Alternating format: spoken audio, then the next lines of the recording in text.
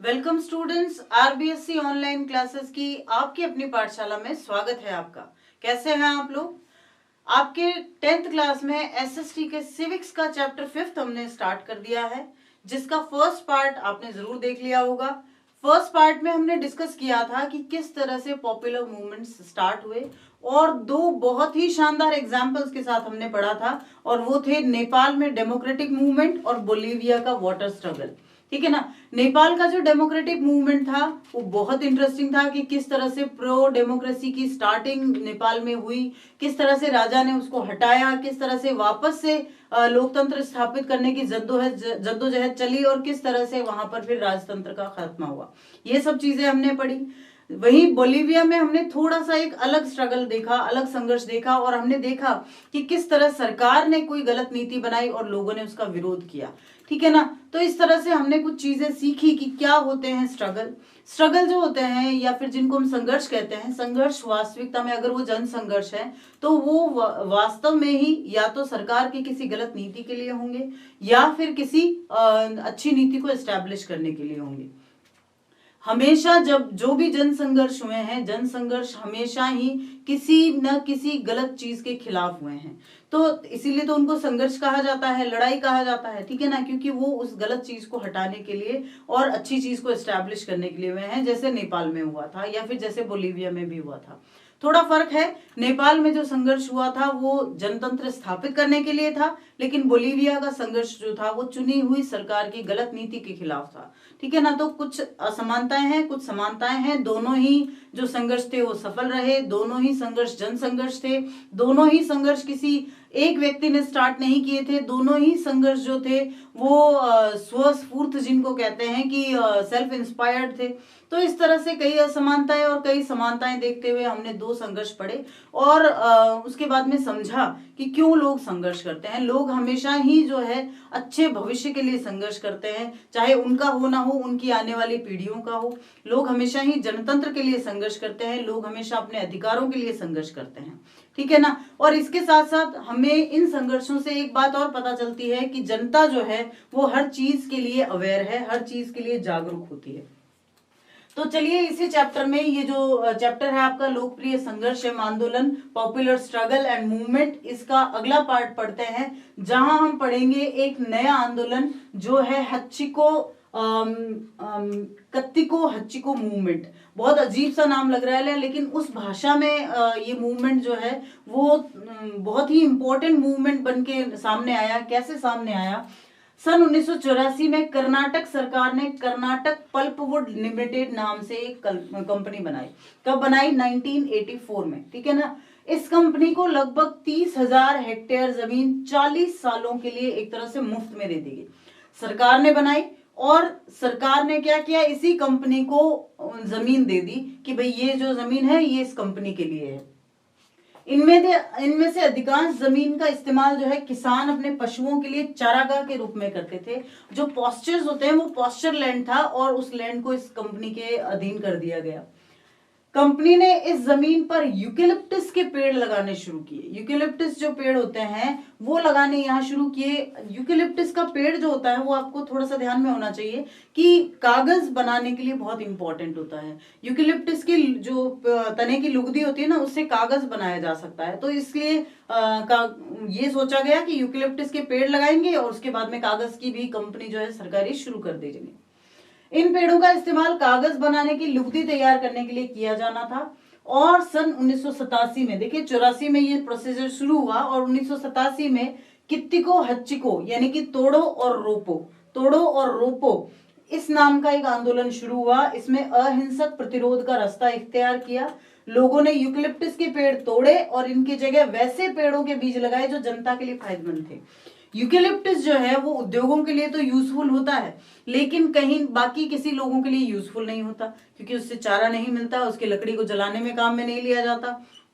दूसरा उसका एक नुकसान ये भी होता है कि यूकेलिप्टस के पेड़ जहां लगा दिए जाते हैं वहां आसपास की जमीन जो है वो धीरे धीरे बंजर होती जाती है, यानी कि दूसरे पेड़ वहां नहीं उगते। ठीक है ना। तो ऐसे में जनता ने जो है कित्तिको हच्चिको नाम का ये आंदोलन शुरू किया। और कित्तिको हच्चिको का कर्नाटक की भाषा में जो है हिंदी में अर्थ होता है तोड़ो और रोपो, यानी इनको हटाओ और दूसरे पेड़ लगाओ। पेड़ लगाने हैं, जनता ने ये सोच लिया कि पेड़ हमें लगाने हैं, ये लेकिन यूकेलिप्टस के नहीं लगाने हैं।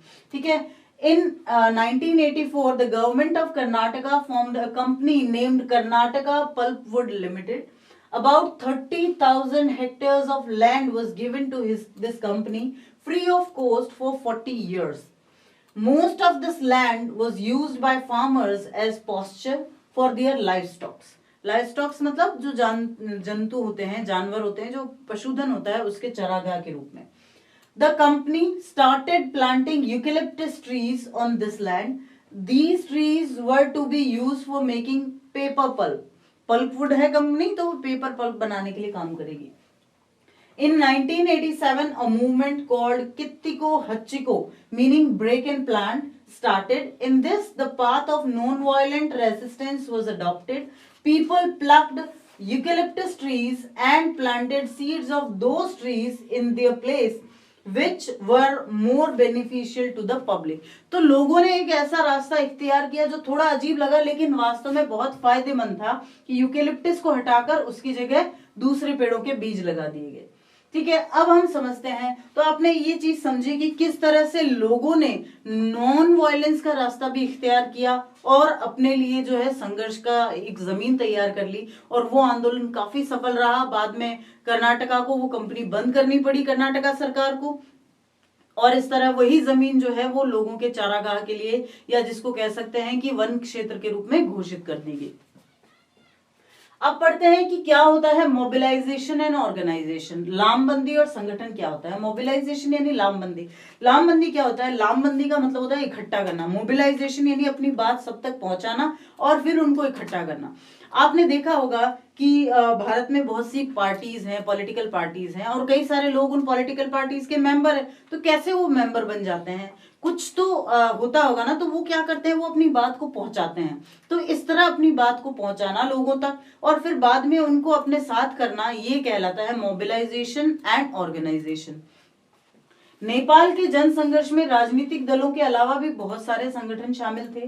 सभी बड़े मजदूर संगठन और उनके परिसंघ यानी उनसे रिलेटेड सभी संघों ने इस आंदोलन में भाग लिया, और अन्य अनेक संगठन मसलन मूलवासी लोगों के संगठन, शिक्षक, वकील और मानवाधिकार कार्यकर्ताओं के समूह, सब ने इस आंदोलन को अपना समर्थन दिया था। यानी कहने का मतलब नेपाल का जो आंदोलन हुआ था उसमें सिर्फ राजनीति नहीं थी बल्कि सब थे, और सब क्या चाहते थे कि डेमोक्रेसी एस्टैब्लिश हो। क्या सिर्फ 7 पार्टी अलायंस अकेला था? बिल्कुल नहीं था। 7 पार्टी अलायंस जो एसपीए बना था वो अकेला इसमें पार्टिसिपेट नहीं कर रहा था, पूरा नेपाल जो है वो इसमें एक साथ था। So apart from political parties, many organizations were involved in people's struggle of Nepal. All the major labor unions and their federations participated in this movement. Many other organizations such as Indigenous Peoples Association and group of teachers, lawyers and human rights activists gave their support to this movement. तो इस तरह कहने का मतलब ये जो लामबंदी हुई, लामबंदी का मतलब ऑर्गेनाइजेशन बना, ये आंदोलन एकजुट हुआ। ये एकजुट कैसे हुआ? क्यों? क्योंकि सब लोग एक ही चीज चाहते थे, सब लोग जो है वो वही चाहते थे। दूसरा, नेपाल के बाद पानी के निजीकरण के खिलाफ बोलीविया में जो आंदोलन चला उसकी अगुवाई भी किसी राजनीतिक दल में नहीं की थी। नेपाल में जो हुआ वो सिर्फ राजनीतिक दलों की वजह से नहीं था, वैसे ही बोलीविया में हुआ। इस आंदोलन का नेतृत्व फेडेकोर नामक एक संगठन ने किया था। ठीक है। इस संगठन में इंजीनियर और पर्यावरणवादी समेत स्थानीय कामकाजी लोग शामिल थे। इस संगठन को सिंचाई पर निर्भर किसानों के एक संघ, कारखाना मजदूरों के संगठन के परिसंघ, कोचबंबा विद्यालय के छात्रों और शहर में बढ़ती बेघर बार बच्चों की आबादी का समर्थन मिला। इस आंदोलन को सोशलिस्ट पार्टी ने भी समर्थन दिया और बदले में 2006 में बोलीविया में सोशलिस्ट पार्टी को सत्ता हासिल हुई। तो कहने का मतलब जो सही का साथ देता है जनता फिर उसका साथ देती है। The movement in Bolivia against the privatization of water was not led by any political party. This movement was led by an organization called FEDECOR. The organization consisted the local working people, including engineers and environmentalists. The organization was supported by a federation of farmers dependent on irrigation, the Confederation of Factory Laborers Association, students of Cochabamba University, and the growing homeless bearing child population in the city. The Socialist Party also supported this movement, and in 2006 the Socialist Party came to power in Bolivia. तो कहने का मतलब ये है कि ये जो mobilisation हुआ, सब लोग साथ में आए। ये मोबिलाइजेशन जो है वो सोची समझी साजिश नहीं थी, कोई ऐसा नियत किया हुआ कार्यक्रम नहीं था, बल्कि ये जनता की ऐसी भावना है जो एक जैसी होती है और इसी वजह से एक समय पर एक ही प्रकार से निकल के सामने आती है। ये आपको एग्जाम्पल क्यों दिए? इन दो उदाहरणों से हम जान सकते हैं कि एक लोकतांत्रिक व्यवस्था में किसी संघर्ष के पीछे बहुत से संगठन होते हैं, कोई एक इंसान उसको लीड नहीं कर सकता। ये संगठन दो तरह से अपनी भूमिका निभाते हैं। लोकतंत्र में किसी फैसले पर असर डालने का एक जाना पहचाना तरीका है राजनीति में प्रत्यक्ष भागीदारी करना, और इसके लिए पार्टी बनाई जाती है, चुनाव लड़ा जाता है, सरकार बनाई जाती है। लेकिन हर नागरिक इतने प्रत्यक्ष ढंग से भागीदारी नहीं कर सकता। संभव है नागरिक की इच्छा हो ना हो अथवा प्रत्यक्ष राजनीतिक गतिविधियों में हिस्सेदारी की उसे जरूरत ही महसूस नहीं होती हो। संभव है कि उसके लिए जो जरूरी कौशल का अभाव हो, ऐसे में सिर्फ मतदान करके प्रत्यक्ष राजनीति में अपनी हिस्सेदारी निभाता है। और होता क्या है, फिर जब कोई संघर्ष ऐसा होता है तो उसमें वो नागरिक प्रत्यक्षतः सामने आता है। हालांकि वो किसी भी पार्टी से जो है इंस्पायर होके नहीं आता है, वो अपने ही कॉन्शियस से आता है। From these two examples, we can know in the democratic system, there are many organizations behind any conflict. These organizations perform their role in two ways. A well-known way of influencing a decision in a democracy is through direct participation in politics. For this, a party is formed, elections are fought, and the government is formed. However, not every citizen participated in such a direct way. It is possible that the citizen does not want or does not feel the need to participate in direct political activities. ठीक है ना। तो ये दो तरीके हैं। पहला तो कि आप डायरेक्टली पॉलिटिक्स में आओ और डिसीजन मेकिंग का काम करो, लेकिन अगर कोई ऐसा ना करना चाहे तो वो क्या करता है, it is possible that he lakhs the necessary skill for this and in such a situation he participates in direct policy only by voting. तो वो सिर्फ वोटिंग करके और पॉलिसी को अपना जो है हिस्सा बना सकता है। बहरहाल ऐसे अप्रत्यक्ष तरीके भी हैं जिनके सहारे लोग सरकार से अपनी मांग अथवा अपने नजरिए का इजहार कर सकते हैं। लोग इसके लिए संगठन बनाते हैं, अपने हितों अथवा नजरिए को बढ़ावा देने वाली गतिविधियां कर सकते हैं। इसे क्या कहते हैं, इसे हित समूह अथवा दबाव समूह कहते हैं। इसे क्या कहते हैं, इसे हित समूह या दबाव समूह कहते हैं। बहुत ही इंपॉर्टेंट जो है आपकी ये टर्म है, आप जरूर पूछा जाएगा एग्जाम में कि हित समूह और दबाव समूह क्या होते हैं, इनमें क्या अंतर होता है, क्या समानताएं होती है, वो बताना है। कभी कभी लोग बगैर संगठन बनाए अपने मांगों के लिए एकजुट होने का फैसला कर सकते हैं और ऐसे समूहों को आंदोलन कहा जाता है। कभी कभी लोग बगैर संगठन बनाए भी अपनी मांगों के लिए एकजुट होने का फैसला करते हैं और ऐसे ही समूहों को क्या कहा जाता है, आंदोलन कहा जाता है। तो यहां हमने दो शब्द पढ़े, हित समूह और दबाव समूह। क्या होते हैं हित समूह और दबाव समूह? देखिए बच्चों, बहुत से लोग होते हैं जो अपने समान हितों वाला कोई समूह बनाते हैं। For example teachers association. अभी टीचर्स एसोसिएशन है तो उसमें कोई और तो आएगा नहीं, टीचर्स आएंगे। तो टीचर्स जरूरी नहीं है सिर्फ वो मांग करने के लिए आए, वो देखते हैं कि उनके साथ क्या हो रहा है, कैसी नीतियां बनी है, क्या पॉलिसीज है, उन पॉलिसी का उन पर क्या इफेक्ट पड़ रहा है। तो इस तरह ऐसा कोई एसोसिएशन जो समान हित वाले लोगों का बनता है, वो किसी आंदोलन के पर्पज से नहीं बनते हैं, तो ऐसे समूहों को हित समूह या इंटरेस्ट ग्रुप्स कहा जाता है। वहीं दूसरी ओर कुछ समूह ऐसे बनाए जाते हैं जो स्पेशली इसीलिए बनाए जा सकते हैं ताकि जो पॉलिटिकल लॉबी है, जो राजनीतिक गलियारा है, उस पर दबाव बनाया जा सके। उसको ये कहा जा सके कि आपने अगर हमारी ये बात नहीं मानी तो उसका कॉन्सिक्वेंसेस ये हो सकता है। तो ऐसे समूहों को दबाव समूह कहा जाता है। तो आपको ये थोड़ा सा पर्सपेक्टिव ये समझना होगा दोनों शब्दों का अलग अलग, कि दोनों शब्द जो है बिल्कुल अलग अलग है, हित समूह और दबाव समूह, लेकिन दो तरीके जिनसे लोग अपनी भावनाओं का इजहार करते हैं। पहला है प्रत्यक्ष जो है राजनीति में भाग लेकर, और दूसरा इस तरह से अप्रत्यक्ष रूप से हित समूह या दबाव समूह का निर्माण करके। However, there are many indirect ways through which people can express their demand or point of view to government. People can do activities promoting their interests or attitudes by formatting organizations for this. This is called interest group or pressure group. Sometimes people decide to unite their demands without forming an organization. Such groups are called movement. तो ऐसे ही groups को क्या कहा जाता है? Movement कहा जाता है। और दो तरह के ग्रुप्स कौन कौन से हैं? एक है प्रेशर ग्रुप्स और दूसरा जो है वो इंटरेस्ट ग्रुप। तो यहां हमने क्या सीखा? यहां इंपॉर्टेंट क्या रहा? यहां इंपॉर्टेंट ये रहा, ये समझना रहा कि किस तरह से तीन आंदोलन हमने पढ़े, ठीक है ना। पहला नेपाल का, दूसरा बोलीविया का और तीसरा जो है कर्नाटका का। तीनों ही आंदोलन बिल्कुल अलग अलग जगह है। नेपाल जो है पूरी एक कंट्री है, बोलीविया भी एक कंट्री है लेकिन वो लैटिन अमेरिका में है, और कर्नाटका भारत का एक राज्य है, ठीक है। तीनों जगह में से एक जगह यानी नेपाल में लोग लामबंद हुए। क्यों हुए? ताकि अपने देश में वहां पर जनतंत्र स्थापित कर सकें। लेकिन बोलीविया में चुनी हुई सरकार थी, उसने कुछ गलत किया, उसके खिलाफ हुआ। वहीं कर्नाटका में भी कुछ ऐसा ही था, चुनी हुई सरकार ने कुछ गलत करने की कोशिश की। हालांकि सरकार की तरफ से वो ठीक था, क्योंकि अगर कागज की लुगदी बनाने का कारखाना लगता तो शायद वहां के लोगों को काफी जो है नौकरियां मिलती, वहां के विकास में काफी मदद मिलती। लेकिन लोगों ने ये समझा कि पर्यावरण जो है वो हमारे लिए ज्यादा जरूरी है, तो लोगों ने वहां जो है कित्ती हच्ची नाम का ये मूवमेंट चलाया। तो आप समझ रहे हैं ना बात को। नेपाल में शुद्ध विशुद्धतः पूरे देश की भलाई के लिए लोगों ने आंदोलन किया। बोलीविया में लोगों ने सिर्फ अपने फायदे के लिए आंदोलन किया, और कर्नाटका में लोगों ने एनवायरमेंट यानी पर्यावरण के फायदे के लिए आंदोलन किया।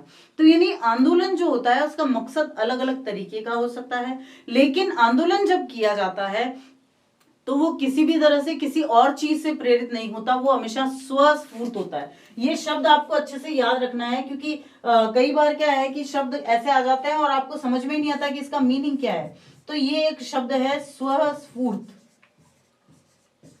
स्वस्फूर्त का मतलब क्या होता है? अपने आप निकलने वाला। कई बार हम कई चीजें ना अपने आप से करते हैं, हमें कोई और नहीं कहता कि ये अच्छा काम करो, लेकिन हम खुद कर देते हैं। तो these are called self inspired, स्वस्फूर्त। तो ये सब थे स्वस्फूर्त आंदोलन, यानी अपने आप लोगों ने समझा कि क्या सही है क्या गलत है, और उस गलत को हराने के लिए सही का साथ दिया गया, लामबंद हुए लोग। तो अब मेरे ख्याल से अब आप मोबिलाइजेशन और ऑर्गेनाइजेशन दोनों का मतलब समझ गए हैं कि किस तरह से मोबिलाइजेशन होता है, लामबंदी होती है, किस तरह से लोग एक साथ आते हैं, किस तरह से लोग जुड़ते हैं, किस तरह से आंदोलन करते हैं, और उसके पीछे की क्या भावनाएं हो सकती हैं।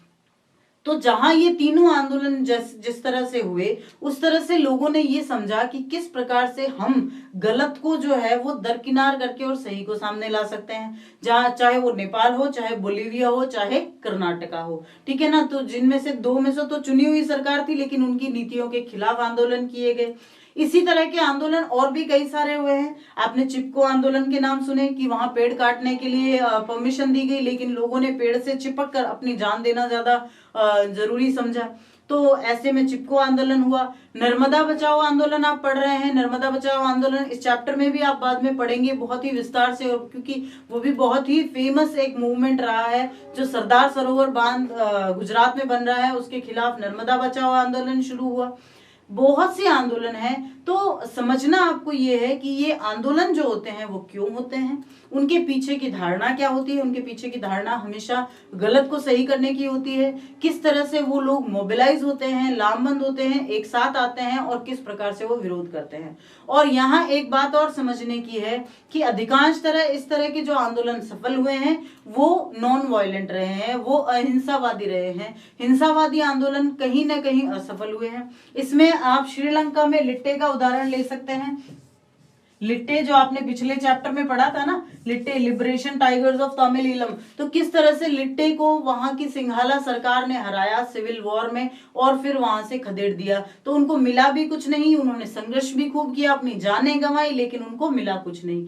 तो ये सब चीजें आपको समझनी है कि किस प्रकार से नॉन वायलेंट जो मूवमेंट्स होते हैं वो भी सक्सेसफुल हो जाते हैं। क्यों? क्योंकि उनके पीछे का जो मकसद होता है वो हमेशा सही होता है, उनके पीछे की जो धारणा होती है, उनके पीछे लोगों का सपोर्ट जो होता है वो बहुत मजबूत होता है। तो आज के वीडियो में इतना ही। हमने आज पढ़ा कर्नाटका के आंदोलन के बारे में। तीनों आंदोलन आई गेस आपको अच्छे से समझ में आ गए होंगे। ये आंदोलन इस प्रकार की चीजें हैं जो आपके क्वेश्चंस जो है बड़े क्वेश्चंस मोस्टली बनकर आ सकते हैं। इन तीनों में से कोई भी आंदोलन बड़े क्वेश्चन के रूप में आ सकता है। तो आपको इनकी घटनाओं को टाइम टू टाइम किस तरह से ये दी हुई है उस तरह से आपको याद रखना है स्टेप बाय स्टेप, ताकि समझ में आए आपको।